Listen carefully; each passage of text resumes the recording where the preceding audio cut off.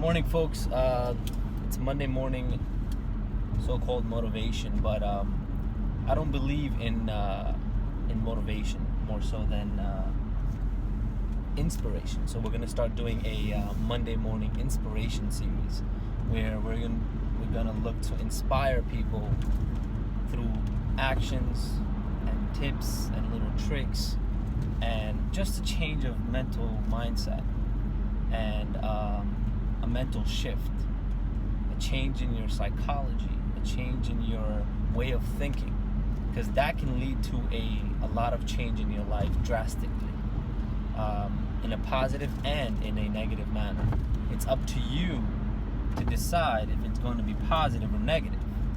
Now, basically what we want to try to do is tell everybody that is out there that's dreading getting up out of bed, going to work. Trust me, I know how it feels. I've done it for a long time, and it's not a good feeling. And I use that to drive myself, not because I want to do it for money. I want to do it more for freedom of finances, freedom of happiness, freedom of speech.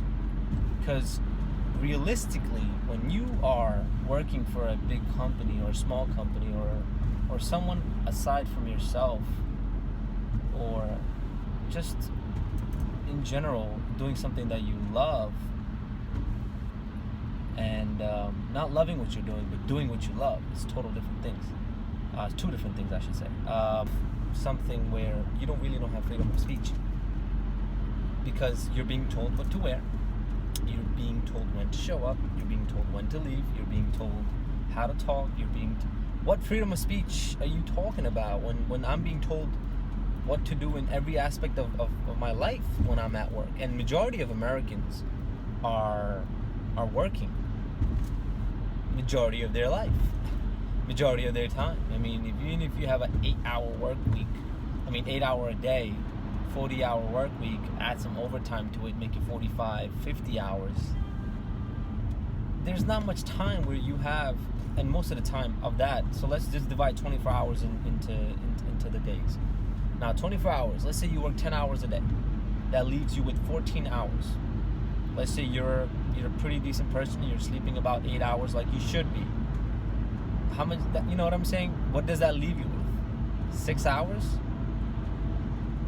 Of freedom of speech, freedom of culture, freedom of religion, freedom of anything. I mean, if you think about it, this is the land of freedom, land of opportunity. I don't think so. And only because we allow it to not be. We allow ourselves to be so caught up in how things are supposed to be. There's a great book that I read. It was called Rich Dad, Poor Dad. And I advise everyone to look into it. It's a great book. And don't mock reading. It's one of the best things I could have done in my life, was starting to read, to the point where it's become addicting now. And this camera's moving too much. But yeah, as far as Rich Dad, Poor Dad was concerned, it's a great book because it tells you about a guy who had two fathers. One was rich and one was poor. The poor dad's mindset was, you grow up, you get a job, you work for somebody, you save up for retirement, and then you retire and basically get ready to die. The rich dad's mentality was, you go to school, you work for yourself, have enough money to where you don't have to work anymore and be financially free. And everybody has that mindset coming from both ends. And we're kind of caught up in the middle. It's like a generational thing right now where everybody's like, oh, I don't know what to do. Should I go work for somebody else or should I do my own thing? And the answer is, if you're not made to work for yourself, then don't do it. You'll hurt yourself more than you will help yourself. Not everybody is an entrepreneur. before you can become an entrepreneur, you have to become an intrapreneur. And you have to know from within, hey, am I made for this? Hey, I quickly learned that I wasn't going to be an NBA player, but even though I had all these aspirations of becoming one when I was a kid, but I was given a reality check when I stepped on the court with the real boys. So, and I say, this is not my place. You know what I'm saying? This is not my calling. And everybody must learn about their calling. What is your calling? What are you made for? Everybody was sent to this earth to create, to do, to partake in something. And you have to be able to find that for yourself. And it does take time, and it's a lifelong journey to find what your purpose of life is, and why are you here, and what are you doing here. But that's what it's about. It's about thinking outside of the box and becoming and doing something bigger than yourself, and doing it for a bigger cause than just yourself. One of my aspirations that I have is I want to build a school back home. I'm from Pakistan, for most of you don't know, and the reason why my country is where it is because the lack of education. Yeah, although I was born there, I didn't live there very long, but I still have some emotional ties to it. I have a soft spot for it. And I want to build schools there. And that's one of my aspirations. I want to build education hubs for kids that all they want to do is learn, but at an early age they're misguided and handed weapons, and a child is like a blank canvas. Whatever you want to paint on it, it's what it becomes. So if you hand a child a gun, what do you expect out of that? You know what I'm saying? But if I give them a book, the possibilities are endless. And I always preach about the fact that this is a land of opportunity. If you can't make it here, you can't make it nowhere. Because I come from a country where opportunities are very, very, very slim. And most people don't even have any. I don't care how smart, how driven you are, how disciplined you are. There are no opportunities.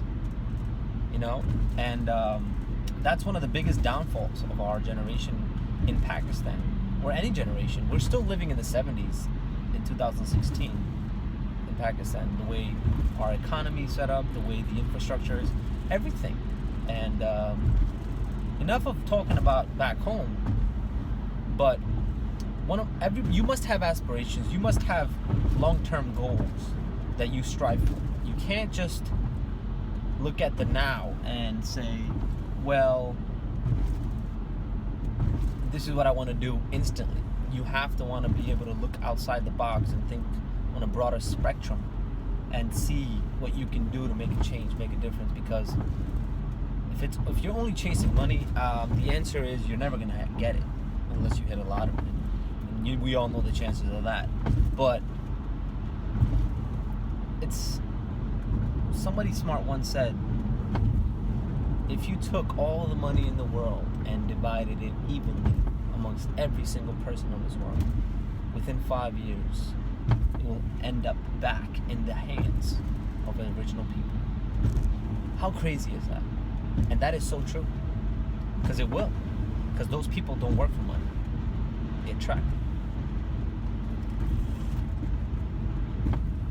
And so that's what you have to do.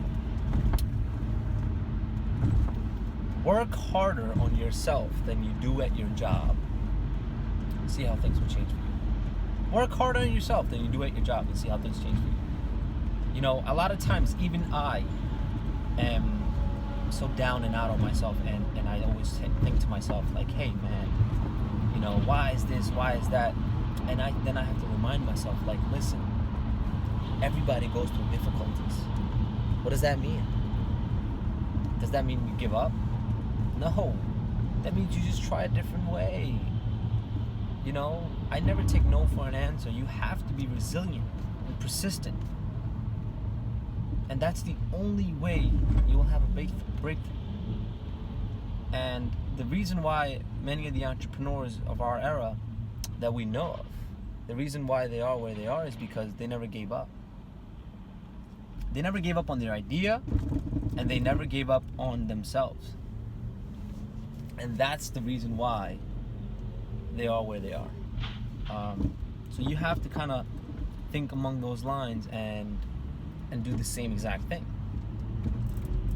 So if you guys have any comments, questions, concerns, anything else you might want to ask or go over, comment below. Let me know. I love doing these talks. I love helping people out because I'll be honest with you, it helps me out.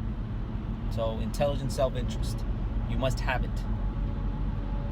You have to be sometimes a little selfish, and me being selfish is trying to help other people because it gives me the gratification that my body and my mind needs to know that I was able to help somebody, or I was able to get somebody to change their mindset into a positive manner, or have somebody change something that they were about to do that was negative into something positive.